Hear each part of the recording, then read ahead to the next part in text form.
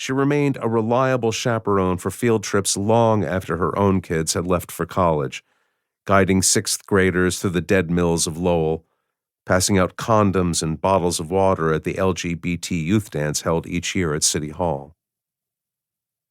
Where Deb found the time to perform these good works while bringing up two apparently well-adjusted children was a mystery. She had raised them on salmon and positive discipline, T. Barry Brazelton and after-school enrichment, prearranged playdates and Bill Nye the Science Guy, birthdays at the Boston Children's Museum and Plaster Fun Time. She had read them Maurice Sendak to fall asleep and played Caribbean folk tales on cassette. She'd bought Legos and Kinects and Mavis Beacon teaches typing, tickets to the MFA and Puppet Show Place Theater. She'd signed them up for swimming lessons at the JCC and classes at the Russian math school in the afternoons. There were some, like Carla Cantor, who believed that Deb had invested too much time in her children, that there was something almost pathological about her level of involvement. But if Deb's critics disapproved of her methods, they couldn't argue with the results. Her daughter, Maya, worked at an august New York publishing house whose colophon, a fruit tree representing knowledge, was stamped on the spines of all the best books in the house. Her son, Gideon, was pre-med at Columbia, preparing to follow in the footsteps of her husband, Scott. "I love what you've done in here," said Gail Sachs, stroking the arm of the silver sofa.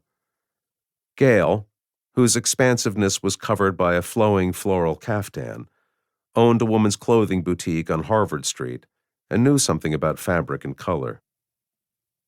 After dinner, Deb said, "I'll give you the grand tour."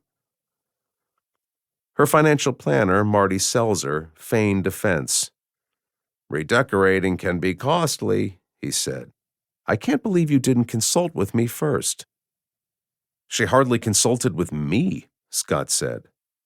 He sat in the second bergère and seemed to be resisting the urge to rest his feet on the beveled surface of the coffee table, at the center of which sat a hardcover copy of Frederick Law Olmsted, Designing the American Landscape. "I feel like a stranger in my own living room."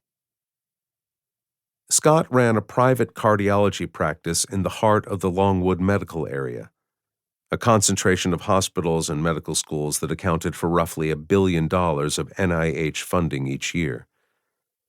Despite his professional success, he made himself available to friends and family, dispensing free medical advice to anyone who asked. Standing 5'10" in his New Balance sneakers, Scott was by far the tallest of the Greenspans, with a forehead so vast it seemed to refer to the size of the brain tucked behind it.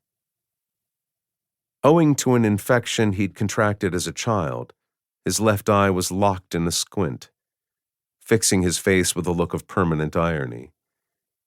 He always seemed to be staring at his life from afar and finding it almost too good to be believed. "I didn't know I needed permission," Deb said, watching the basket make its way around the room. "I didn't know I had to clear it with the man of the house." "Hey now," Scott said. "Perlman is the man of the house, not me." "Where is he, anyway?"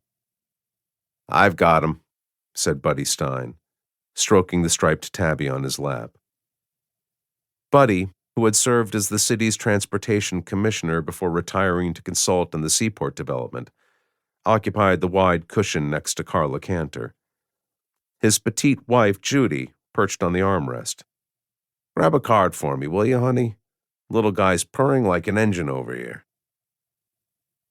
"Get this," Scott said, his thin lips canted in a crabwise smile. "My lovely wife gave our cat an IQ test." "You're kidding." Deb beamed. "Perlman is a genius." "Allegedly," Scott said.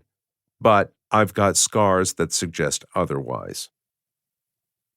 Sidney Cantor, scrolling through the news on his phone, dipped his free hand into the basket.